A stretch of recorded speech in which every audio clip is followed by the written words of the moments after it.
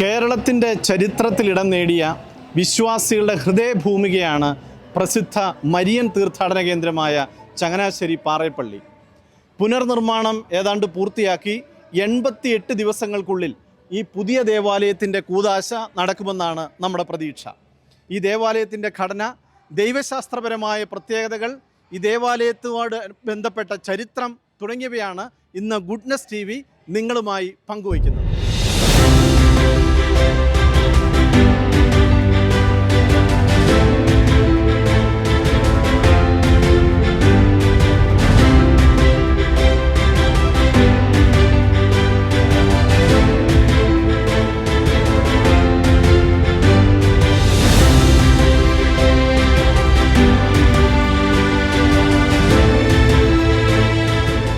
ഏതാണ്ട് ഒരു ദശാബ്ദ കാലത്തെ കാത്തിരിപ്പാണ് പാറേപ്പള്ളിക്കാർക്ക് മാത്രമല്ല ചങ്ങനാശ്ശേരി അതിരൂപതയ്ക്ക് മുഴുവനുള്ളത്. നമ്മളോടിപ്പോൾ ഇതിന് വിശേഷങ്ങൾ പങ്കുവയ്ക്കുന്നത് ബഹുമാനപ്പെട്ട ടെജി പുതുവെട്ടിക്കളവച്ചനാണ്. അച്ഛൻ ഈ നിർമ്മാണത്തിൻ്റെ ചുമതല ആദ്യം മുതൽ നിർവഹിക്കുന്നുണ്ടായിരുന്നു.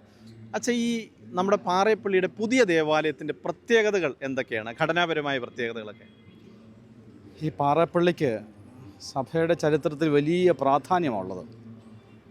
ഇത് രൂപപ്പെട്ടത് എങ്ങനെയാണെന്ന് ആദ്യം അറിഞ്ഞാൽ ഈ പാറേപ്പള്ളിയുടെ പ്രാധാന്യം നമുക്ക് മനസ്സിലാക്കാൻ പറ്റത്തുള്ളൂ. 1805 ഡിസംബർ 8 പരിശുദ്ധ മറിയം അമലോത്ഭവയാണ്, പാപമില്ലാത്തവളാണെന്ന് സത്യം വിശ്വാസ സത്യമായി 9-ാം പീയൂസ് മാർപ്പാപ്പ പ്രഖ്യാപിക്കുക. ഈ പ്രഖ്യാപനത്തിൻ്റെ സുവർണ ജൂബിലി അത് 10-ാം പീയൂസ് മാർപ്പാപ്പയായി. 10-ാം പീയൂസ് മാർപ്പാപ്പ ലോകത്തോട് പറഞ്ഞു, ലോകമെമ്പാടും സുവർണ ജൂബിലി ആഘോഷിക്കണം, അമലോത്ഭവ മാതാവിൻ്റെ സുവർണ ജൂബിലി ആഘോഷിക്കണം. ഈ ആഘോഷവുമായി ബന്ധപ്പെട്ട് എല്ലായിടത്തും നിത്യസ്മാരകങ്ങളുണ്ടാകണം. അന്ന് ചങ്ങനാശ്ശേരി അതിരൂപതയല്ല, ചങ്ങനാശ്ശേരി വികാരിയാത്താണ്. അങ്ങനെ ചങ്ങനാശ്ശേരി വികാരിയാത്തിലെ അമലോത്ഭവ മാതാവിൻ്റെ ജൂബിലിയുമായി ഒരു നിത്യസ്മാരകം ഉണ്ടാകണം. അങ്ങനെയാണ് ഇവിടെ ഒരു കപ്പേള രൂപപ്പെടുന്നത്. അന്ന് മാക്കിൽ മെത്രാനാണ്. മെത്രാന് ഇവിടെ കൽപ്പനയിട്ടു 1904 ഓഗസ്റ്റ് 26 ഇതിവിടെ ഒരു മുഴുവൻ പാറയായിരുന്നു. ഈ പാറയുടെ കുന്നിൽ ഒരു ചെറിയ കപ്പേള ഇങ്ങനെ അമലോത്ഭവ മാതാവിൻ്റെ ജൂബിലിയുമായി ബന്ധപ്പെട്ട് രൂപപ്പെട്ടതാണ്. 1904 ഇത് ആരംഭിച്ചു. ദേവാലയ നിർമ്മാണം പൂർത്തിയാകുന്ന 1906 ഡിസംബർ 7 ഇവിടെ കൂദാശ ചെയ്തു. ദേവാലയ നിർമ്മാണം ആരംഭിച്ചപ്പോൾ തന്നെ ഈ കപ്പേളയിൽ പ്രതിഷ്ഠിക്കാൻ ഒരു രൂപം വേണമല്ലോ. അതെവിടെ നിന്ന്? അന്ന് വിദേശങ്ങളുമായി ബന്ധമുള്ള ചെത്തിപ്പുഴ ഗോവിന്ദയുടെ പ്രിയോരൻ എസ്തപ്പാനോസ് അച്ഛൻ ഫ്രാൻസിൽ നിന്നൊരു 3 രൂപങ്ങൾ വരുത്തി. ചരിത്രത്തിൽ പറയാം 3 രൂപങ്ങൾ, 3 വരുത്തി. 3 അമലോത്ഭവ മാതാവിൻ്റെ രൂപങ്ങൾ വരുത്തി. അതിൽ ഏറ്റവും മികവുള്ള രൂപം ചങ്ങനാശ്ശേരി വികാരിയാത്തിൽ അന്നത്തെ ബഹുമാനപ്പെട്ട വൈദികർ എസ്തപ്പാനോസ് അച്ഛൻ്റെ ഇന്ന് വാങ്ങിച്ചെടുത്തെന്ന് പറയുന്നത്. ആ മാതാവിൻ്റെ രൂപമാണ് ഇവിടെ കൊണ്ടുവെക്കുക. 1906 ഡിസംബർ 7 കൂദാശ ചെയ്യുന്നു. 8-ാം തീയതിയാണ് മാതാവിൻ്റെ രൂപം ഈ ദേവാലയത്തിൽ ഈ ചെറിയ കപ്പേളയിൽ കൊണ്ടുവന്ന് പ്രതിഷ്ഠിക്കുക. ഇപ്പോഴും ഈ പള്ളിയിലുള്ളത് ആ തിരുസ്വരൂപം തന്നെയാണ്. അതാണ് പാറലമ്മ എന്ന് ദൈവജനം മുഴുവനും വിളിക്കുന്നത്. പിന്നീട് ഈ രൂപം ഇവിടെ പ്രതിഷ്ഠിച്ച ശേഷം ധാരാളം ആളുകൾ ഈ ദേവാലയത്തിന് ചുറ്റും വന്നുകൂടി. അങ്ങനെ സാവധാനം ചങ്ങനാശ്ശേരിക്ക് അതിരൂപതയിൽ നിന്നും, ചങ്ങനാശ്ശേരി അതിരൂപത വെളിയിൽ നിന്നും, കേരളത്തിൻ്റെ വെളിയിൽ നിന്നൊക്കെ ആളുകൾ മാതാവിൻ്റെ സഹായം തേടി വന്നു തുടങ്ങി. അങ്ങനെയാണ് ഇതൊരു നാച്ചുറലായി ഒരു തീർത്ഥാടന കേന്ദ്രമായിട്ട് വളർന്നു വന്നതാണ്. അതാണ് ഇതിൻ്റെ ഒരു ചരിത്ര പശ്ചാത്തലം. വിവിധ ഘട്ടങ്ങളിൽ വിശ്വാസികളുടെ എണ്ണം വർദ്ധിപ്പിച്ചപ്പോൾ, അതുപോലെ തീർത്ഥാടകരുടെ എണ്ണം കൂടിയപ്പോഴൊക്കെ ഈ ദേവാലയം പല ഘട്ടങ്ങളിലായി പുനർനിർമ്മിച്ചിട്ടുണ്ടല്ലോ വെച്ചാൽ. ഇപ്പം ഇതിപ്പോൾ ഏതാണ്ട് ഒരു 10-11 വർഷമായിട്ടാണ് ഈ നിർമ്മാണം ഇപ്പോൾ നടന്നുകൊണ്ടിരിക്കുന്നത്. ഇപ്പോഴത്തെ പുതിയ ദേവാലയത്തിൻ്റെ പ്രത്യേകതകൾ എന്തൊക്കെയാണെന്ന് ഒന്ന് പറയാമോ? പറയാം. അതായത് ഈ ദേവാലയം പണിയണമെന്ന് നമ്മുടെ ചങ്ങനാശ്ശേരി അതിരൂപതയിലെ നല്ലൊരു മരിയൻ തീർത്ഥാടന കേന്ദ്രം ഉണ്ടാകണം. അത് അന്നത്തെ നമ്മുടെ ചങ്ങനാശ്ശേരി അതിരൂപത മെത്രാപ്പോലിത്തായിരുന്ന അഭിനന്ദ ജോസഫ് പെരുന്തോട്ട പിതാവിൻ്റെ സ്വപ്നമായിരുന്നു. പിതാവ് അന്ന് പ്രെസ്ബിറ്ററിയുമായിട്ടൊക്കെ ആലോചിച്ച് ഒരു തീരുമാനമെടുത്തു. പിന്നീട് 2015 ഓഗസ്റ്റ് 15 കല്ലിട്ടത്. അന്ന് തന്നെ ഈ ദേവാലയത്തിന് ഇങ്ങനെ ഒരു ക്രമീകരണം ചെയ്തൊരു സ്ട്രക്ചർ ഉണ്ടായിരുന്നു. 3 ദേവാലയങ്ങളാണ്. ഈ ദേവാലയത്തിൻ്റെ ഉള്ളിൽ. ഒരു ദേവാലയമാണെന്ന് പുറത്തുനിന്ന് നോക്കിയാലും ഇതിൻ്റെ ഉള്ളിൽ 3 ദേവാലയങ്ങളുണ്ട്. ഏറ്റവും മുകളിൽ വലിയ ദേവാലയം, അതിൻ്റെ താഴെ പാറയിൽ അമ്മയുടെ തിരുസ്വരൂപം വെക്കുന്ന പാറയിൽ മർത്തുമറിയം അമലോത്ഭവ ദേവാലയം പള്ളി, അവിടെയാണ് പാറയിൽ അമ്മയുടെ തിരുസ്വരൂപം വെക്കുന്നത്. പിന്നീടൊരു ഭൂഗർഭ ദേവാലയമുണ്ട്, ഭൂമിക്കടിയിൽ ഒരു പാറ കൊണ്ട് നിർമ്മിച്ച ഒരു ദേവാലയമുണ്ട്. അതോടൊപ്പം തന്നെ നിത്യാരാധന ചപ്പൽ വേറെയുണ്ട്, കുമ്പസാര കൂടുകൾ. ഇവിടെ ഏറ്റവും കൂടുതൽ ചങ്ങനാശ്ശേരി അതിരൂപതയിൽ നിന്നും പുറത്തുനിന്നൊക്കെ ആളുകൾ ഇവിടെ കുമ്പസാരിക്കാൻ വരുന്നുണ്ട്. 10 കുമ്പസാരക്കൂട്, സൗണ്ട് പ്രൂഫ് കുമ്പസാരക്കൂടുകൾ പ്രത്യേകമായിട്ട് ക്രമീകരിച്ചു. അതോടൊപ്പം തന്നെ ഒരു കൗൺസിലിംഗ് സെൻറ്റർ ഇവിടെ ആരംഭിക്കുന്നുണ്ട് ഈ ദേവാലയത്തിനുള്ളിൽ. പിന്നീട് പാർക്കിംഗ് ഏരിയ, മറ്റ് ക്രമീകരണങ്ങളാണ് ഈ ദേവാലയ സമുച്ചയത്തിനകത്ത് നമ്മൾ രൂപപ്പെടുത്തിയിരിക്കുന്നത്. 3 ദേവാലയങ്ങൾ ഉണ്ടെന്ന് പറഞ്ഞല്ലോ, അതെന്താണ് ഈ 3 ദേവാലയങ്ങൾ? അതിന് 3നും പ്രത്യേകതകളുണ്ടോ? അത് ഈ പള്ളിയുടെ ഒരു പ്രത്യേകത, ഇതൊരു അതിരൂപതയുടെ ഒരു തീർത്ഥാടന കേന്ദ്രമല്ലേ. ഇവിടെ എല്ലാ ദിവസവും 4-5 കുർബാനകൾ നടക്കും. അത് വലിയ ദേവാലയം, നമ്മളിപ്പം നിൽക്കുന്ന ഈ ദേവാലയം, ഇവിടെ റെഗുലറായി കുർബാന നടക്കും. പുറത്തുനിന്ന് വരുന്ന തീർത്ഥാടകർ ഈ പാറലമ്മയുടെ സന്നിധിയിൽ വന്ന് ഇച്ചിരി ഇരിക്കാൻ വേണ്ടി വരുന്ന, താഴെ മാതാവിൻ്റെ പാറലമ്മയുടെ തിരുസ്വരൂപമുള്ള ദേവാലയത്തിൽ പള്ളിയിൽ ഇരുന്ന് ഇച്ചിരി പ്രാർത്ഥിക്കാൻ പറ്റും. ആ കൂട്ടത്തിലാണ് ഇവിടെ തീർത്ഥാടകർ പുറത്തുനിന്ന് വരാറുണ്ട്. അച്ഛന്മാരുടെ നേതൃത്വത്തിൽ 10, 50, 100 പേരൊക്കെ വരാറുണ്ട്. ആ സമയത്ത് അവർക്ക് പെട്ടെന്നൊരു കുർബാന അർപ്പിക്കണം. താഴെ, ഏറ്റവും താഴെ ക്രിപ്റ്റ് ചർച്ചിനുള്ളിൽ കുർബാന, വിശുദ്ധ കുർബാന അർപ്പിക്കാൻ പറ്റും. അപ്പം ഈ തീർത്ഥാടകരുടെ ആത്മീയ കാര്യങ്ങളും നമുക്ക് നിർവഹിച്ചു കൊടുക്കാൻ ഇങ്ങനെ ഇതിലൂടെ നടക്കും. അതോടൊപ്പം തന്നെ ഇവിടുത്തെ ഈ ഇടവകയുടെ സമൂഹമുണ്ട്, ഇവിടെ ഈ മറ്റ് ദേവാലയത്തിന് ചുറ്റുമുള്ള ആളുകളുടെ ആഗ്രഹങ്ങളുണ്ട്, കുദാശകളുണ്ട്, അതെല്ലാം ഇവിടെ പരികർമ്മം ചെയ്യാൻ പറ്റും. അങ്ങനെയാണ് ഇതൊന്ന് ദൈനംദിന കാര്യങ്ങൾക്ക് തടസ്സമില്ല. അത് തന്നെ, ദൈനംദിന കാര്യത്തിന് ഒരു തടസ്സവുമില്ലാതെ തീർത്ഥാടകരെ സന്തോഷമായിട്ട് സ്വീകരിക്കാൻ പറ്റും. അതോടൊപ്പം തന്നെയാണ് ആവശ്യമുള്ളവർ കുമ്പസാരിക്കാം. 10 കുമ്പസാര കൂടെ എപ്പോഴും അവിടെ 2-3 അച്ഛന്മാർ കുമ്പസാരിപ്പിക്കാൻ കാണും. പിന്നീട് ശാന്തമായിട്ട് മൗനത്തിലായിരുന്ന ഇച്ഛൻ്റെ തമ്പുരാൻ്റെ കൂടെ ഒപ്പമായിരിക്കണം നിത്യാരാധന കപ്പേള. ഒരു തീർത്ഥാടന കേന്ദ്രത്തിന് വേണ്ട എല്ലാ ക്രമീകരണങ്ങളും നമ്മൾ ക്രമീകരിച്ചിട്ടുണ്ട്. ഈ സാധാരണ പള്ളികളിലൊക്കെ കുമ്പസാരക്കൂട് തീർച്ചയായിട്ടും അത് ഘടനയുടെ ഒരു ഭാഗമാണ്. പക്ഷേ ഇവിടെ ഈ കാലഘട്ടത്തിൻ്റെ സാഹചര്യങ്ങൾ മനസ്സിലാക്കിയാണ് അതിനപ്പുറത്ത് ഒരു കൗൺസിലിംഗ് സെൻറ്റർ ഈ പള്ളിയോട് അനുബന്ധിച്ചുണ്ട് എന്നുള്ളത് വളരെയധികം സന്തോഷം തരുന്നൊരു കാര്യമാണ്. എന്തുകൊണ്ടാണ് അങ്ങനെ ഒരു ചിന്തയുണ്ടായത്? അതായത് ഈ കാലഘട്ടത്തിൽ നമ്മൾ ആത്മീയ സൗകര്യങ്ങൾ ഒരുക്കി കൊടുക്കുന്നതോടൊപ്പം തന്നെ ആളുകൾ, ദൈവജനം ഒരുപാട് ടെൻഷൻ, ബുദ്ധിമുട്ടുകൾ, പ്രയാസങ്ങൾ, മുതിർന്നവരും കുഞ്ഞുങ്ങളും ഒക്കെ അവർ വലിയ മാനസിക സംഘർഷത്തിലൂടെ കടന്നു പോകുന്നു. ഒരു ചെറിയ മാനസിക സംഘർഷമൊക്കെ ഉണ്ടായാൽ അവർ ഹോസ്പിറ്റലുകളെ സമീപിച്ച് കഴിഞ്ഞാൽ മറ്റുള്ളവർ കാണുമ്പം അങ്ങനെ ഹോസ്പിറ്റലിനെ സമീപിക്കാനൊക്കെ ആളുകൾക്കൊരു ബുദ്ധിമുട്ടാണ്. എനിക്കെന്തെങ്കിലും പ്രശ്നമുണ്ടോ? പക്ഷെ ഒരു പള്ളിയിലേക്ക് വരിക, ഇതൊരു സാധാരണ ഒരു കൗൺസിലിംഗ് രീതിയല്ല. ക്ലിനിക്കൽ സൈക്കോളജിസ്റ്റിനെ ഇരുത്തണം. അപ്പോൾ അത് നമ്മുടെ സമൂഹത്തിൽ തന്നെ നല്ല വൈദികരുണ്ട്, നല്ല സിസ്റ്റേഴ്സുണ്ട്, ഇതിൽ ഡോക്ടറേറ്റ് ഉള്ളവരുണ്ട്, ക്ലിനിക്കൽ സൈക്കോളജിസ്റ്റിൽ ഡോക്ടറേറ്റ് ഉള്ളവരുണ്ട്. അവരെ ഇരുത്തുമ്പം അത് ദൈവജനത്തിന് ഒരുപാട് പ്രയോജനം ചെയ്യും. സാധാരണ പ്രാർത്ഥിക്കാൻ വരുന്ന പോലെ വന്ന് അവർ കണ്ട് ഈ ക്ലിനിക്കൽ സൈക്കോളജിസ്റ്റിനെ കണ്ട് അവരുടെ ബുദ്ധിമുട്ടും പ്രയാസമൊക്കെ പറഞ്ഞ് നല്ല ഹെൽത്തിയായ ഒരു ജീവിത ശൈലി രൂപപ്പെടുത്തുവാൻ അവർക്ക് സാധിക്കും. അതിനുവേണ്ടി നമ്മൾ അങ്ങനെ ക്രമീകരിച്ചിരിക്കുന്നു. അച്ഛാ, മറ്റൊരു പ്രത്യേകത, ഈ ദേവാലയത്തിൻ്റെ മൂലക്കല്ല് പരിശുദ്ധനായ ഫ്രാൻസിസ് മാർപ്പാപ്പ വെഞ്ചരിച്ചതായി അറിയാൻ കഴിഞ്ഞിട്ടുണ്ട്. എങ്ങനെയാണ് അങ്ങനെ ഒരു സാഹചര്യം ഉണ്ടായത്? അതൊരു അസാധാരണമായ സംഭവമാണല്ലോ. വത്തിക്കാനിൽ വെച്ച് ചാവറ പിതാവിനെ വിശുദ്ധനാക്കുന്ന സമയത്ത് നമ്മുടെ അഭിന്ദ ജോസഫ് പെരുന്തോട്ടം പിതാവ് അന്ന് ഈ ലക്ഷ്യം വെച്ചുകൊണ്ട് ഒരു കല്ല് റെഡിയാക്കി പോയിരുന്നു.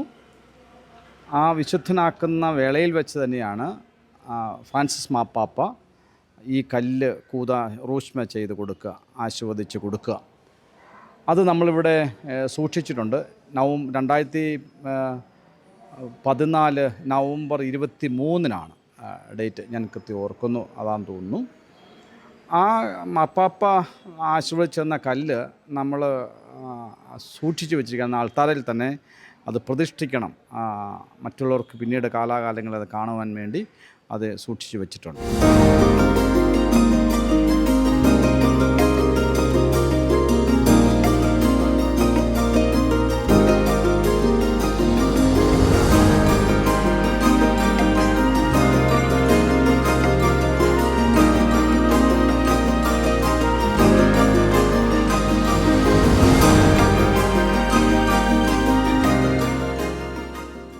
പാറയിൽ മരിയൻ തീർത്ഥാടന കേന്ദ്രത്തിലെ എല്ലാവിധ ആധുനിക സൗകര്യങ്ങളും പ്രദാനം ചെയ്തുകൊണ്ടുള്ള പുതിയ സൗകര്യങ്ങളോടുകൂടെയുള്ള നിർമ്മാണം പൂർത്തിയാക്കി പുതിയ ദേവാലയത്തിൻ്റെ കൂദാശയിലേക്ക് വന്നുകൊണ്ടിരിക്കുകയാണ്.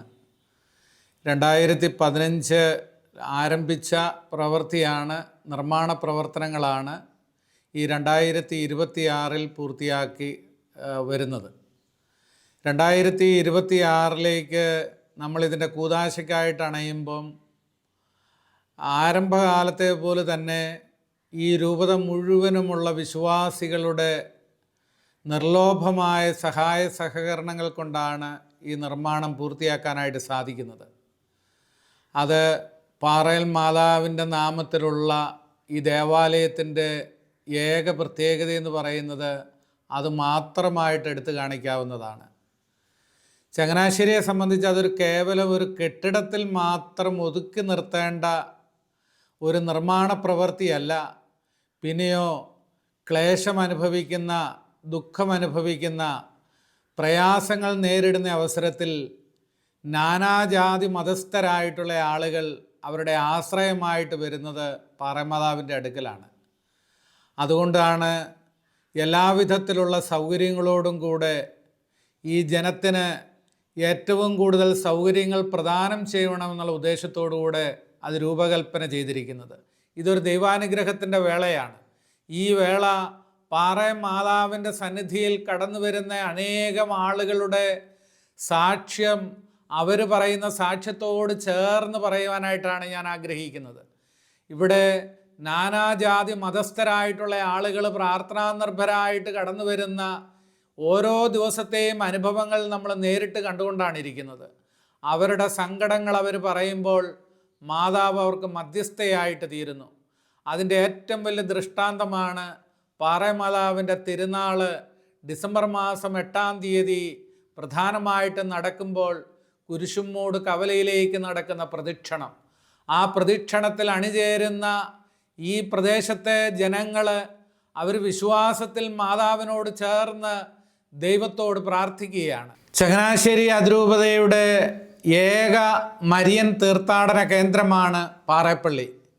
പാറേമാതാവിൻ്റെ സന്നിധിയിൽ വന്ന് പ്രാർത്ഥിക്കുന്നത് നാനാജാതി മതസ്ഥരായിട്ടുള്ള ആളുകളാണ്. അതുകൊണ്ടാണ് ഇത് കേവലം ഒരു കെട്ടിടത്തേക്കാൾ ഉപരിയായിട്ടുള്ള ഒരു പ്രസക്തി ഇതിനുണ്ട് എന്ന് പറയുന്നത്. ഒരു വിശ്വാസ ഗോപുരമായിട്ട് ജനത്തിൻ്റെ മുന്നിൽ പാറേപ്പള്ളി തീരുകയാണ്. ഒരു ദേവാലയത്തിൻ്റെ നിർമ്മാണത്തിൻ്റെ വിവിധ ഘട്ടങ്ങൾ ഒരുപാട് പ്രതിസന്ധികളിലൂടെ ആയിരിക്കും തീർച്ചയായിട്ടും കടന്നു പോവുക. പ്രത്യേകിച്ച് അതിന് മുഴുവൻ ചുമതല വഹിക്കുന്ന ഒരാളെന്ന നിലയിൽ ഞാൻ കേട്ടിരിക്കുന്നത് നമ്മുടെ അതിരൂപതയിലെ ഏതാണ്ട് എല്ലാ കുടുംബങ്ങളിലും സന്ദർശിക്കാൻ ഇതിനോടനുബന്ധിച്ച് അച്ഛന് സാധിച്ചിട്ടുണ്ട്. സാമ്പത്തികം കൈകാര്യം ചെയ്യണം, നിർമ്മാണ ഘട്ടങ്ങൾ ഏകോപിപ്പിക്കണം. ഇതിനെക്കുറിച്ച് എങ്ങനെയാണ് അച്ഛൻ ഓർമ്മിക്കുന്നത്? ഇതൊരു വലിയ ദൈവാനുഗ്രഹമായിട്ടാണ് ഞാൻ ഇതിനെ കാണുക തന്നെ. കാരണം ഈ ശുശ്രൂഷ ഒരു ജോലിയെന്നല്ല, ഇതൊരു ശുശ്രൂഷയാണ്. കർത്താവിൻ്റെ പള്ളി പണിയൊരു ശുശ്രൂഷയാണ്. ഈ ശുശ്രൂഷ ആരംഭിക്കുമ്പം 1 രൂപ പോലും ഇല്ല. അന്നത്തെ നമ്മുടെ വികാരി ജനറാളച്ചൻ, നമ്മുടെ മുണ്ടകത്തിലച്ഛൻ, പ്രിയ ബഹുമാനപ്പെട്ട ജോസഫ് മുണ്ടകത്തിലച്ഛൻ, അച്ഛൻ്റെ നേതൃത്വത്തിൽ ഞങ്ങൾ പള്ളികൾ സന്ദർശിക്കുമായിരുന്നു. എല്ലാ പള്ളികളിലും പോയി ഞായറാഴ്ച പ്രസംഗിക്കുന്നു. അതിനുശേഷം എല്ലാ വീടുകളും ചെല്ലുന്നു. ധാരാളം ആളുകൾ മനസ്സറിഞ്ഞ് സന്തോഷത്തോടെ ഈ ദേവാലയ നിർമ്മാണത്തിന് പണം നൽകുകയാണ്. സാധാരണ പള്ളികളൊക്കെ പണിയാൻ ആരംഭിക്കുന്നത് ഒരു പകുതി തുകയെങ്കിലും കണ്ടിട്ടാണ് നമ്മൾ തുടങ്ങുക. പക്ഷേ ഇതങ്ങനെയല്ല. 1 രൂപ പോലും ഇല്ലാതെ നമ്മൾ ആരംഭിച്ചതിന് ശേഷം ധാരാളം തടസ്സങ്ങളൊക്കെ ഉണ്ടായിട്ടുണ്ട്. പ്രത്യേകിച്ച് കോവിഡ് കാലഘട്ടം, ഏതാണ്ട് 2 വർഷ കാലഘട്ടം ഒരു വലിയ സാമ്പത്തിക പ്രതിസന്ധി ഉണ്ടായിട്ടുണ്ട്. നോട്ട് നിരോധനം വലിയൊരു പ്രശ്നം നമ്മൾ നേരിട്ടു. വെള്ളപ്പൊക്കം അത് രൂക്ഷമായ തടസ്സമായിരുന്നു. അങ്ങനെ വലിയ സാമ്പത്തിക തടസ്സങ്ങളൊക്കെ ഉണ്ടായിട്ടുണ്ടെങ്കിലും പരിശുദ്ധ അമ്മയുടെ പ്രത്യേകമായൊരു സംരക്ഷണമുണ്ട്. പണമില്ലാത്തതിൻ്റെ പേരിൽ ഇന്ന് വരെ ദേവാലയ നിർമ്മാണം നിർത്തിവെക്കേണ്ടതായി വന്നിട്ടില്ല. ഈ അവസാന കാലഘട്ടത്തിൽ വന്നപ്പം ഞാൻ കഴിഞ്ഞ ദിവസങ്ങളിൽ പാറേപ്പള്ളി കുർബാന മധ്യ ജനത്തോട് പറഞ്ഞു, സാമ്പത്തിക ബുദ്ധിമുട്ട് വരാം, കാരണം അവസാന സമയത്ത് ഒന്നിച്ച് എല്ലാം പർച്ചേസ് ചെയ്യണമല്ലോ, അപ്പോൾ നമുക്ക് ബുദ്ധിമുട്ടുണ്ട്, നിങ്ങൾ പറ്റുന്നത് പോലെ സഹകരിക്കണം. ആളുകൾ സഹകരിക്കുന്നുണ്ട്. ദൈവം അനുഗ്രഹിക്കും. പാറയിലെ അമ്മയുടെ പ്രാർത്ഥന കൂട്ടത്തിലുണ്ടെന്നുള്ള ഉറച്ച ബോധ്യം എനിക്കുണ്ട്. അതുകൊണ്ട് ഇതൊരു ദൈവാനുഗ്രഹമായിട്ട് മാത്രമേ കാണാൻ പറ്റുകയുള്ളൂ. തടസ്സമുണ്ടെങ്കിലും ഇതൊരു ദൈവാനുഗ്രഹമാണ് എന്ന് മാത്രമേ എനിക്ക് പങ്കുവെക്കാനുള്ളൂ. അച്ഛൻ പറഞ്ഞതുപോലെ അഭിമന്യ പെരുന്തോട്ടം പിതാവിൻ്റെ സമയത്താണ് നിർമ്മാണം ആരംഭിച്ചത്. എന്നാൽ അതിൻ്റെ വിവിധ ഘട്ടങ്ങൾ കടന്നുപോയത് പറഞ്ഞു. ഇപ്പോൾ അഭിമന്യമാർ തോമസ് തറയിൽ പിതാവാണ് നമ്മുടെ അതിരൂപതയുടെ അധ്യക്ഷൻ. ഈ നിർമ്മാണത്തിൻ്റെ ഒരു ഏകോപനം എന്നത് സംബന്ധിച്ച് വളരെ കഠിനമായൊരു കാര്യമാണെന്നറിയാം. സാമ്പത്തിക കാര്യം മാത്രമല്ലല്ലോ, മറ്റനുബന്ധ കാര്യങ്ങൾ, ഇതിൻ്റെ തൊഴിലാളികളുമായി ബന്ധപ്പെട്ട കാര്യങ്ങൾ, അതിൻ്റെ ഘടന, സാമ്പത്തിക സ്രോതസ്സുകൾ, ഇതൊക്കെ വളരെ പ്രയാസകരമാണ്. പക്ഷേ അപ്പോഴും അച്ഛൻ പുഞ്ചിരിച്ചുകൊണ്ടാണ് ഇതിനെ നേരിടുന്നത്. എങ്ങനെയാണ് അച്ഛ ഇത്ര സന്തോഷത്തോടെ ഇതിന് കോർഡിനേഷൻ സംഭവിക്കുന്നത്? നമ്മൾ ഒറ്റയ്ക്കല്ലല്ലോ ഈ ശുശ്രൂഷ ചെയ്യുന്നത്. ഈ ദേവാലയ നിർമ്മാണം ആരംഭിച്ചപ്പോൾ തന്നെ നമ്മളൊരു ചങ്ങനാശ്ശേരി അതിരൂപതയുടെ എല്ലാ ഭാഗത്തു നിന്നുമായി ഒരു 147 പേരടങ്ങുന്ന ഒരു ജനറൽ ബോഡി തിരഞ്ഞെടുത്തു. അത് ഈ പള്ളിയിലെ മാത്രമല്ല, അല്ലല്ല, നമ്മുടെ അതിരൂപത മുഴുവനും. അതിൻ്റെ അകത്ത് അച്ഛന്മാരുണ്ട്, സമർപ്പിതരുണ്ട്, സന്യാസികളുണ്ട്, സന്യാസിമാരുണ്ട്, അതോടൊപ്പം തന്നെ അൽമായരുണ്ട്, ഈ ഇടവക സമൂഹത്തിൽ നിന്ന് ആളുകളുണ്ട്. അമ്പൂരി തൊട്ട് അങ്ങ് നമ്മുടെ അതിരൂപത 5 ജില്ലകളിലായിട്ട് 250ഓളം ഇടവകളായിട്ട് കിടക്കുകയാണല്ലോ. ആ 5 ജില്ലകളിൽ നിന്നുള്ള ആളുകൾ 147 പേരടങ്ങുന്ന ഒരു ജനറൽ ബോഡി. അവരുടെ എല്ലാം വലിയ സപ്പോർട്ടുണ്ട്. രണ്ടാമത് അഭിയൻ്റെ പിതാവ് അന്നൊരു ദൗത്യം അന്നത്തെ വികാരി മുണ്ടകത്തിലെ അച്ഛനെ ഏൽപ്പിക്കുന്നു. പിതാവിൻ്റെ വലിയ സപ്പോർട്ടുണ്ടായിരുന്നു. അതിനുശേഷമാണ് അഭിയൻ്റെ തറയിൽ പിതാവ് സന്തോഷത്തോടെ നമ്മുടെ അതിരൂപതയുടെ ഉത്തരവാദിത്തം ഏറ്റെടുക്കുക. അഭിയൻ്റെ പിതാവ് ഈ ഉത്തരവാദിത്തം ഏറ്റെടുത്ത അന്ന്, തറയിൽ പിതാവ് നമ്മുടെ ചങ്ങനാശ്ശേരി അതിരൂപത ഉത്തരവാദിത്തം ഏറ്റെടുത്ത അന്ന് തന്നെ അതിനുശേഷം പിതാവ് എന്നെ വിളിച്ചിട്ട് പറഞ്ഞു, എനിക്ക് വലിയ സന്തോഷം തോന്നി. പെരുന്തോട്ട പിതാവ് എന്താണോ സ്വപ്നം കണ്ടത് അതെല്ലാം ടിജിയച്ചൻ നിറവേറ്റണം, അതിനൊരു കുറവും വരുത്തരുത്. പിന്നീട് തറയിൽ പിതാവിൻ്റെ വലിയ സാന്നിധ്യം, ഒരു സാമ്പത്തിക ബുദ്ധിമുട്ട് വന്നാൽ വിഷമിക്കണ്ട. ഞാൻ ഇതിൻ്റെ ഇടയ്ക്ക് പെരിയ ബഹുമാനപ്പെട്ട ചങ്ങനാശ്ശേരി അതിരൂപത കൂരിയയുടെ മുമ്പിൽ പറഞ്ഞു, ഞാൻ മടുത്തു എന്നൊരു വാക്ക് പറഞ്ഞപ്പം കുരിയെല്ലാം കഴിഞ്ഞ് ഞാൻ പിറ്റേ ദിവസം മുറിയിൽ വന്നു. വൈകുന്നേരമായപ്പോൾ എന്നെ വിളിച്ചു, പിതാവ് ഫോണിൽ വിളിച്ചിട്ട് പറയാം, ടിജിച്ചാ മടുക്കൊന്നും വേണ്ട, കൂട്ടത്തിൽ ഞങ്ങളെല്ലാവരും ഉണ്ട്, എന്ത് ബുദ്ധിമുട്ട് വന്നാലും ഞങ്ങൾ കൂടെയുണ്ട്. അത് വലിയൊരു ഞങ്ങൾക്ക് പുരോഹിതർക്ക് വലിയൊരു എനർജിയാണ്. അപ്പോൾ അഭിയൻ്റെ പിതാവിൻ്റെ നല്ല സപ്പോർട്ടുണ്ട്. അതിന് നേതൃത്വം കൊടുക്കുന്നത് ഇപ്പോഴത്തെ നമ്മുടെ വികാരി ജനറൽ അച്ഛൻ മാത്യു ചങ്ങങ്കരി അച്ഛനാണ്. ചങ്ങങ്കരി അച്ഛൻ ഈ പള്ളിയോട് ഭയങ്കര വലിയൊരു ആഴമായ ബന്ധമുണ്ട്. വലിയൊരു ഇടവക്കാരനാണ്.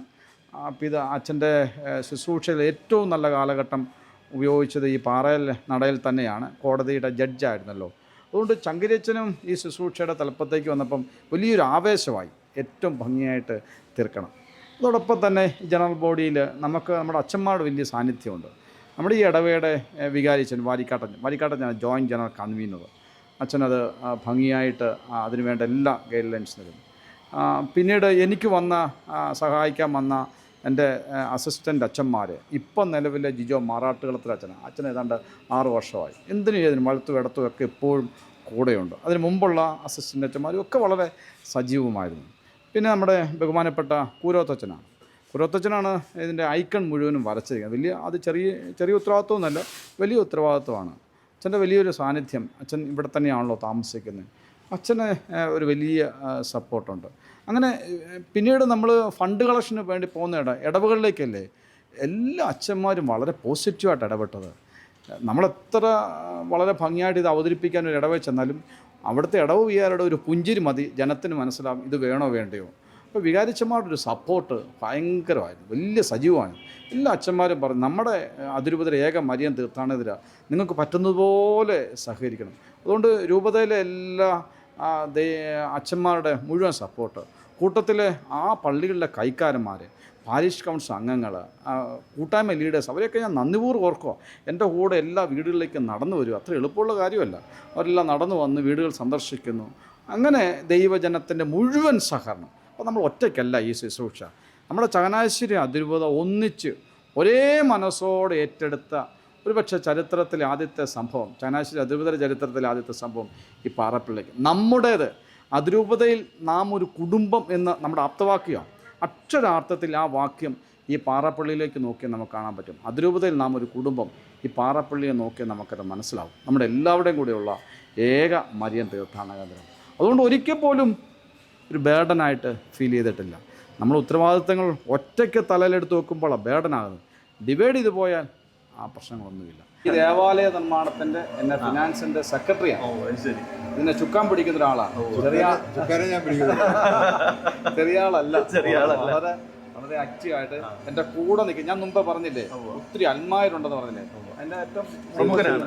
ശരിക്കും പാറേപ്പള്ളി എന്ന് പറഞ്ഞാൽ ഞങ്ങളുടെ മാതാവ് ഞങ്ങളുടെ കുടുംബമല്ലേ. മാതാവിനോടുള്ള ഭക്തി കൊണ്ട് ഞങ്ങളുടെ പള്ളിയാണ് ഏറ്റവും വലുത്. ഇപ്പം എൻ്റെ മകൻ്റെ കല്യാണമാണ്. അപ്പം ഇവിടെ സൗകര്യക്കുറവാണെങ്കിലും ഞങ്ങൾ പള്ളിയിൽ നിന്ന് കല്യാണം ഇവിടെ വെച്ചാണ്. കാരണം ഇവിടുന്ന് മാറി ഞങ്ങൾക്ക് ചിന്തിക്കാൻ പറ്റത്തില്ല. കാരണം മാതാവിൻ്റെ അനുഗ്രഹം കൊണ്ടാണ് ഞങ്ങളൊക്കെ മുന്നോട്ട് ജീവിതത്തിൽ പോകുന്നത്. അച്ഛൻ, ഞാനൊക്കെ എൻ്റെ കുട്ടിക്കാലത്ത് പാറേപ്പള്ളി വരുമ്പം ഇവിടെ ഒരു ചെറിയ കിണറുണ്ടായിരുന്നു, വളരെ ആഴമുണ്ടായിരുന്നു. ആ കിണറ്റിലെ വെള്ളം കുടിക്കുകയും തലയിലൊക്കെ വെച്ച് അത് പ്രത്യേകമായ ഒരു അനുഗ്രഹമായിട്ട് കരുതുകയൊക്കെ ചെയ്തിരുന്നു. ഇപ്പോൾ പുതിയ ദേവാലയത്തിൻ്റെ നിർമ്മാണവുമായി ബന്ധപ്പെട്ട് ആ കിണറൊക്കെ ഇപ്പോഴും ഉണ്ടോ, അതോ അതൊക്കെ പൊളിച്ചു കളഞ്ഞോ? നല്ലൊരു ചോദ്യമാണ്. ഇവിടെ പാറയാണെന്ന് പറഞ്ഞിരുന്നു.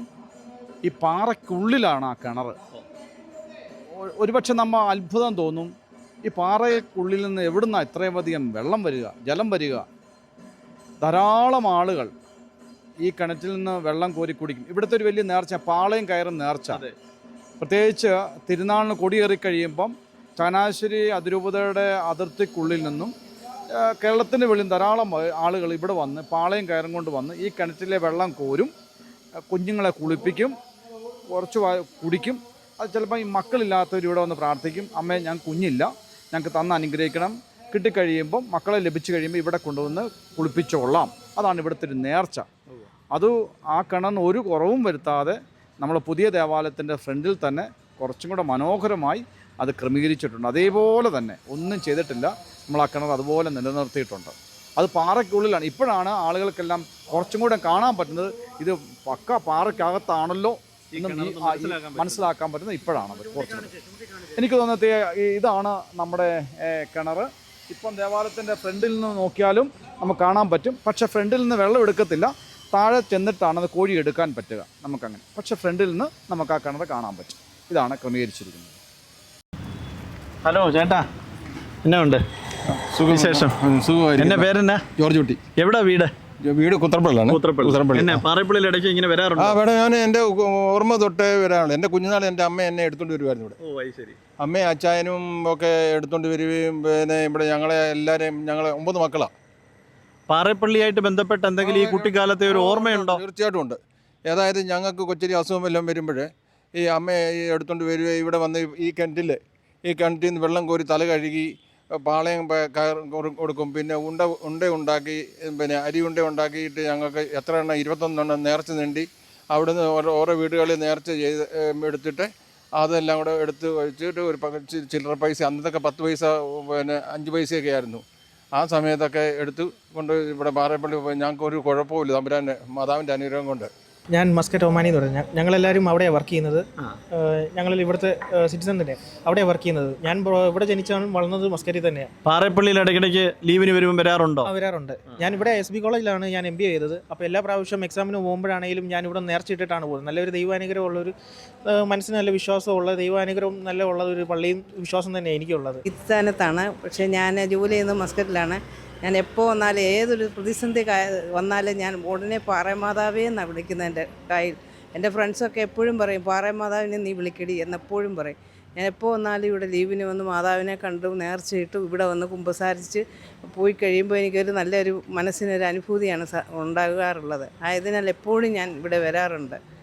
ഒരു വികാരിയച്ഛൻ എന്ന നിലയിൽ ഏറെ അഭിമാനം കൊള്ളുന്ന ഒരു സന്ദർഭമാണല്ലോ അച്ഛാ ഈ ദേവാലയ നിർമ്മാണം, അതിൻ്റെ കൂദാശ തുടങ്ങിയ കാര്യങ്ങൾ. പ്രത്യേകിച്ച് ജേക്കബ് വാരിക്കാട്ടച്ഛന് ഈ പാറേപ്പള്ളിയുടെ നിർമ്മാണവുമായി ബന്ധപ്പെട്ട് അച്ഛൻ്റെ മനസ്സിൽ തോന്നുന്ന ഏറ്റവും പ്രധാനപ്പെട്ട ഒരു കാര്യം എന്താണ്? ഈ പള്ളിയുടെ നിർമ്മാണത്തിൻ്റെ പ്രത്യേകതകൾ ധാരാളമുണ്ട്. ആ വിവിധ പള്ളികൾ ഒരുമിച്ച് സമന്വയിപ്പിച്ചാണ് ആ കേരളീയ വാസ്തുശില്പങ്ങൾ ഇതിനകത്ത് കൊണ്ടുവന്നിട്ടുണ്ട്. ഈ ദേവാലയം ഒരു മരിയ ഭക്തന് എത്രത്തോളം അനുഭവവേദ്യമാവുമെന്നാണ് അച്ഛൻ കരുതുന്നത്?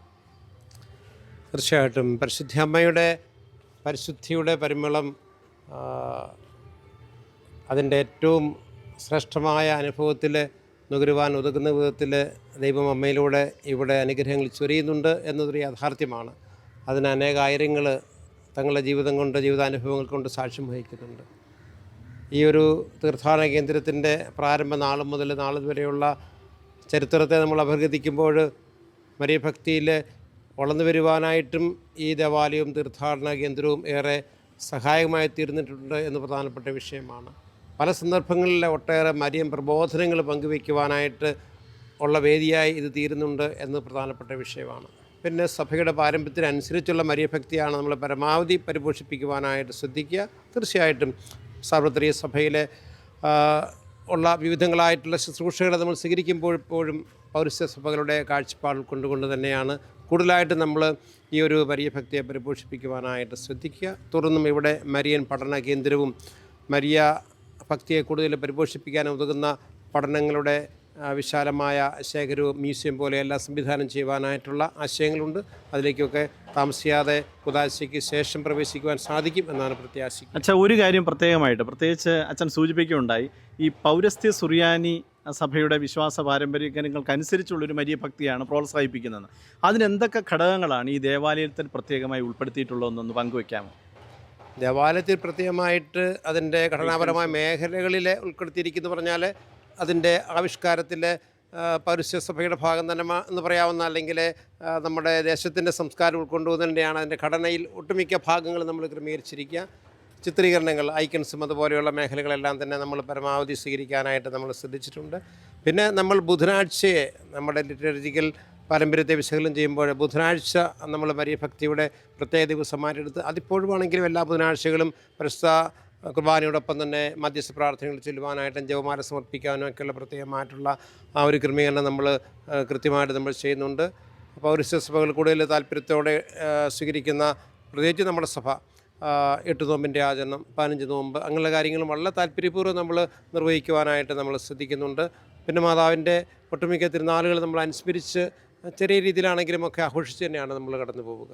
ഈ പാറേപ്പള്ളിയുടെ പുനർനിർമ്മാണത്തെ സംബന്ധിച്ച് നോക്കുമ്പോൾ ഏതാണ്ട് ഒരു ദശാബ്ദ കാലത്തിൻ്റെ ചരിത്രമുണ്ട് അതിന്. അപ്പോൾ അതിൻ്റെ ആദ്യ സമയത്തെ കൈക്കാരനായിരുന്നു ജോസൂട്ടി കുട്ടമ്പേരൂർ സാർ. ഇപ്പോൾ ഉദ്ഘാടനത്തിന് പ്രിൻസ് സാറ് കൈക്കാരനാണ്. സാർ എങ്ങനെയാണ് ഒരു 10-12 വർഷത്തെ കാത്തിരിപ്പാണല്ലോ, സാർ എങ്ങനെയാണ് ഈ ഒരു സന്ദർഭത്തെ നോക്കിക്കാണുന്നത്? തീർച്ചയായിട്ടും ഇവിടെ ഒരു വലിയ തീർത്ഥാടന കേന്ദ്രം ഉയരും എന്നുള്ളത് സ്വപ്നം കണ്ടുകൊണ്ടിരുന്ന ഒരു വ്യക്തിയാണ് ഞാൻ. കാരണം ഇവിടെ ജനിച്ചു വളർന്ന വ്യക്തിയാണ്. ഇതിന് തറക്കല്ലിടുന്ന സമയത്ത്, അല്ലെങ്കിൽ ഇത് പണി ആരംഭിക്കുന്ന സമയത്ത് കൈക്കാരനാകാനുള്ള ഭാഗ്യം എനിക്കുണ്ടായി, ദൈവാനുഗ്രഹം എനിക്കുണ്ടായി. ആ സമയത്ത് ഞങ്ങൾ 3 കൈക്കാരന്മാർ ചേർന്ന് ഞങ്ങൾക്ക് ഒരു കല്ലിടാനുള്ള ഭാഗ്യമുണ്ട്.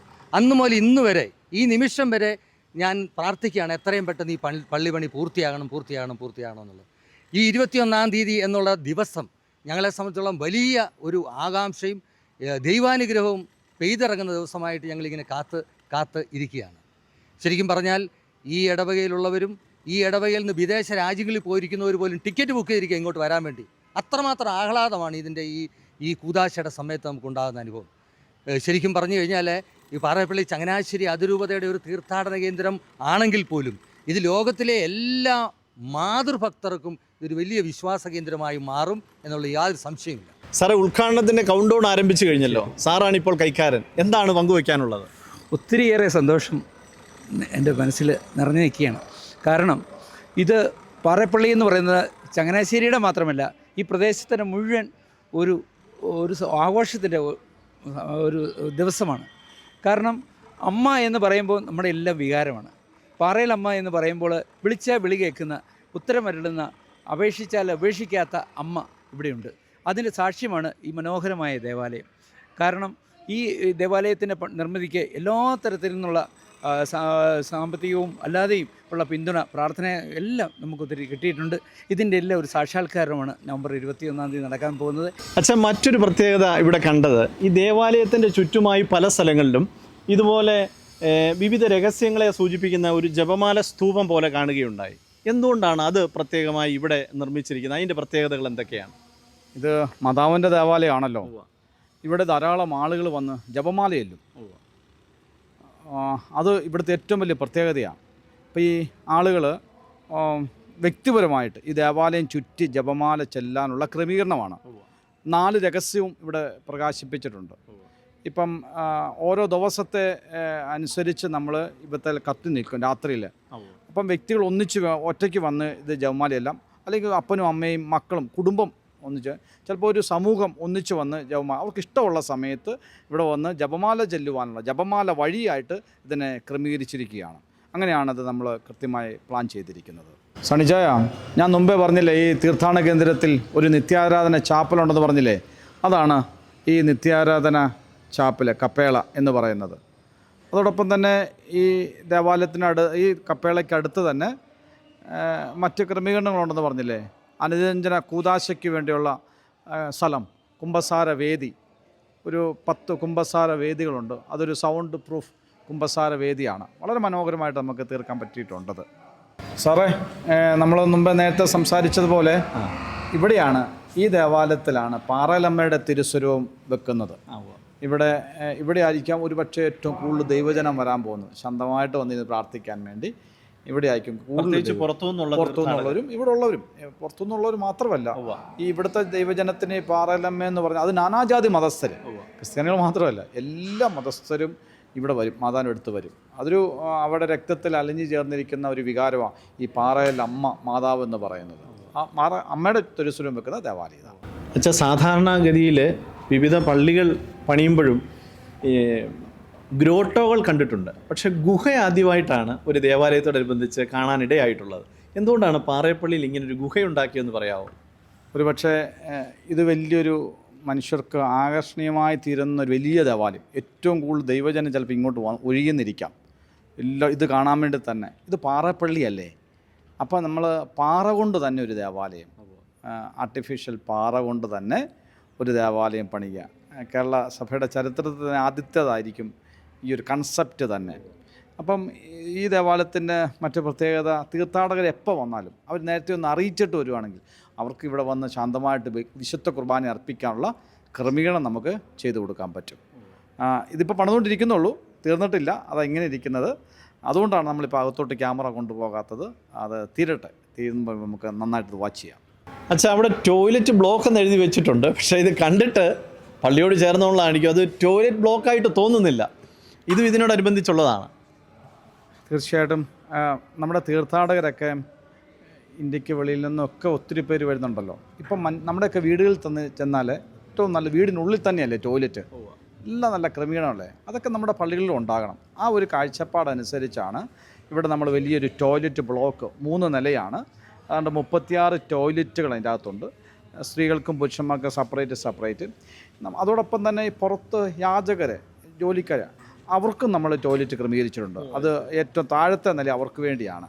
അല്ലെങ്കിൽ ചങ്ങനാശ്ശേരിയിലെ ഒരു ബിസിനസ്സിന് വേണ്ടിയും മറ്റു കാര്യത്തിന് വേണ്ടിയൊക്കെ വരുന്നവരൊക്കെ ഉണ്ടല്ലോ, അവരെ നമ്മൾ ഉപേക്ഷിക്കാൻ പാടില്ലല്ലോ. അതുകൊണ്ട് അവർക്കും ഒരു ക്രമീകരണം അതിൻ്റെ അകത്തുണ്ട്. അങ്ങനെ ഭംഗിയായിട്ട് ടോയ്ലറ്റ് ക്രമീകരിക്കുന്നു. അത് ഇവിടെ വരുന്ന എല്ലാവർക്കും സന്തോഷമായത്. അച്ഛാ, ടോയ്ലറ്റ് വൃത്തിയായി കിടക്കുന്നു. അത് തന്നെ അതൊരു ആത്മീയതയുടെ ഭാഗം തന്നെയാണ്. അത് മെയിൻറ്റെയിൻ ചെയ്യാനുള്ള സംവിധാനം, അതിനെ മെയിൻറ്റെയിൻ ചെയ്യാൻ വേണ്ടി നമ്മളൊരു ഗ്രൂപ്പിനെ ഏൽപ്പിച്ചിരിക്കുകയാണ്, പുറത്തൊരു ഏജൻസിക്ക് കൊടുത്തിരിക്കുകയാണ്.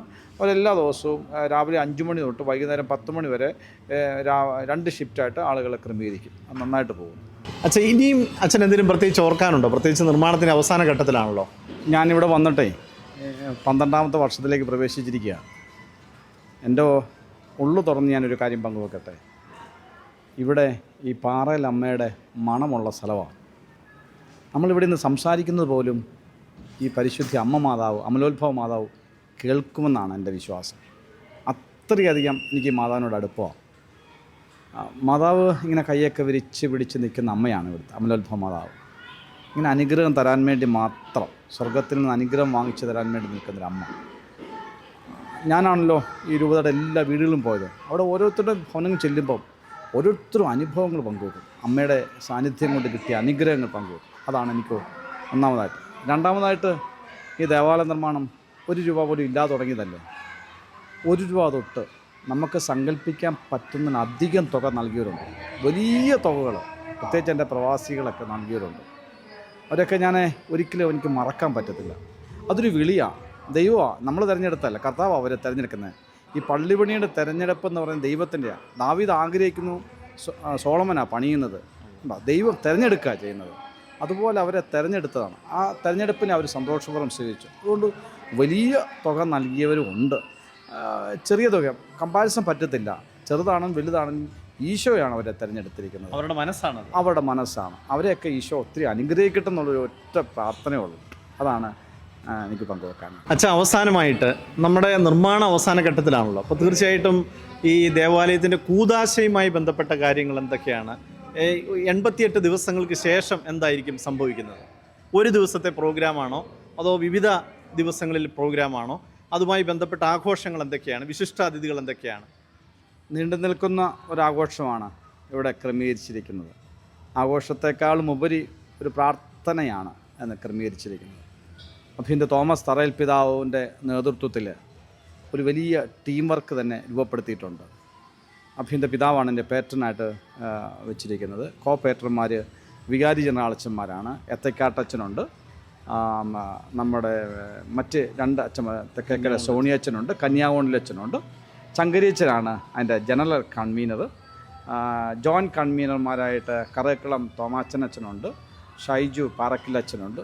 പിന്നീട് 17 കമ്മിറ്റികൾ രൂപീകരിച്ചിട്ടുണ്ട്. അച്ഛന്മാരും അൽമാരും സിസ്റ്റേഴ്സും ഒക്കെ അടങ്ങുന്ന ഒരു കമ്മിറ്റി. 17 കമ്മിറ്റിക്കും ഓരോ കൺവീനർമാരുണ്ട്, ജോയിൻറ്റ് കൺവീനർമാരുണ്ട്. അവരെല്ലാവരും ആഘോഷങ്ങളെക്കുറിച്ച്, കൂദാശയെക്കുറിച്ച് ചിന്തിച്ചു തുടങ്ങി. നവംബർ 21-നാണ് ആദ്യത്തെ വലിയ ദേവാലയം കൂദാശ ചെയ്യുക, വലിയ പള്ളി കൂദാശ ചെയ്യുക. അത് അഭിനന്ദ ജോസഫ് പെരുന്തോട്ടം പിതാവാണ് മുഖ്യ കാർമ്മികൻ. മറ്റ് പിതാക്കന്മാരുണ്ട്, പുറത്തുനിന്നുള്ള പിതാക്കന്മാരുണ്ട്. നവംബർ 22 ഞായറാഴ്ചയാണ്. ഞായറാഴ്ച നമ്മുടെ അതിരൂപതയിലെ എല്ലാ യുവജനങ്ങളും ഇവിടെ വരും. അതിരൂപതയിലെ മുഴുവൻ യുവജനങ്ങൾ വരും. അവർക്ക് വേണ്ടി അഭിൻ്റെ പിതാവ് തോമസ് തറയിൽ പിതാവ് വിശുദ്ധ കുർബാന അർപ്പിക്കും വലിയ പള്ളിയിൽ. പിന്നീട് ഒരു ചെറിയ കലാപരിപാടികളെല്ലാം യുവജനങ്ങൾക്ക് വേണ്ടി ക്രമീകരിക്കുന്നുണ്ട്. നവംബർ 23-ാം തീയതിയാണ് ഈ തീർത്ഥാടന കേന്ദ്രത്തിൻ്റെ സെൻറ്റർ, പാറലമ്മയുടെ തിരുസ്വരൂപം വെക്കുന്ന ദേവാലയം, അത് കൂദാശ ചെയ്യുന്നത്. അത് അഭിവന്ദ്യ തോമസ് തറയിൽ ചങ്ങനാശ്ശേരി അതിരൂപത മെത്രാപ്പൊലീത്തയാണ് മുഖ്യ കാർമ്മികത്വം വഹിക്കുക. മറ്റ് പിതാക്കന്മാരെ ക്ഷണിച്ചിട്ടുണ്ട്. അതിനുശേഷം നമ്മുടെ നിത്യാരാധന കപ്പേള മറ്റൊരു ദിവസമാണ്. അത് എനിക്ക് കോച്ചരി പിതാവാണ്. പിന്നീട് കൽക്കുരിശ് വെഞ്ചരിപ്പ് നമ്മുടെ കർദിനാൾ ജോർജ് ആലഞ്ചേരി പിതാവുണ്ട്. കൊടിമരം പാടിയത്ത് പിതാവാണ് ക്രമീകരിക്കുക. മറ്റ് പിതാക്കന്മാരുമൊക്കെ വിശുദ്ധ കുർബാനയ്ക്കൊക്കെ വരുന്നുണ്ട്. അതോടൊപ്പം തന്നെ നമ്മുടെ കർദിനാൾ ജോർജ് കൂവക്കാട് പിതാവ് ക്രിപ്റ്റ് ചർച്ചിൻ്റെ ഭൂഗർഭ ദേവാലയത്തിൻ്റെ കൂദാശ കൂവക്കാട് പിതാവാണ്. അത് ഡിസംബർ 24-നാണ് ക്രമീകരിച്ചിരിക്കുക. ഒരു മാസം പിന്നിട്ട് പിതാവ് ആ സമയത്താണ് വരുന്നത്. അപ്പോൾ അങ്ങനെയാണ് കൂദാശ വേണ്ടിയുള്ള ക്രമീകരണങ്ങളെല്ലാം ഭംഗിയായിട്ട് നടക്കുന്നു. അതിന് നല്ലൊരു ടീം വർക്ക് അതിരൂപത തലത്തിൽ അഭിൻ്റെ പിതാവ് വിളിച്ചു കൂട്ടിയിട്ടുണ്ട്. നവംബർ 21-ാം തീയതി വളരെ പ്രധാനപ്പെട്ട ദിവസമല്ലേ.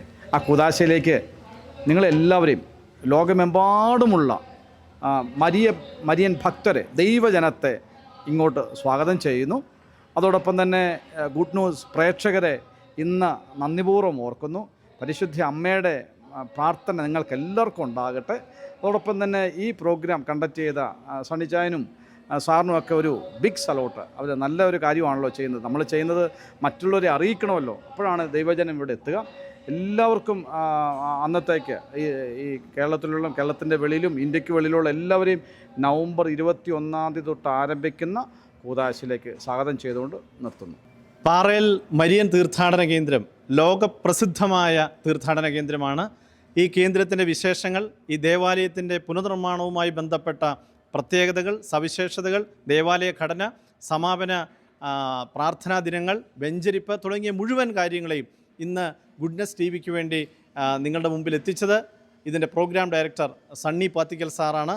അതോടൊപ്പം ഈ ക്രമീകരണങ്ങൾ, വിശദാംശങ്ങളൊക്കെ നമ്മളുമായി പങ്കുവച്ച ബഹുമാനപ്പെട്ട ടെജി പുതുവീട്ടിക്കളവച്ചൻ, കൈക്കാരന്മാർ, വികാരിയച്ഛൻ, ബഹുമാനപ്പെട്ട ജേക്കബ് വാരിക്കാട്ടച്ഛൻ, എല്ലാവർക്കുമുള്ള ഹൃദയം നിറഞ്ഞ നന്ദി അർപ്പിക്കുന്നു. തീർച്ചയായിട്ടും ഈ ഒരു ദിവസം നവംബർ 21 നമ്മുടെ മനസ്സിൽ ഒരു കുളിർമഴയായി പെയ്തിറങ്ങട്ടെ എന്ന് ഗുഡ്നസ് ടി-വിക്ക് വേണ്ടി ആശംസിക്കുന്നു.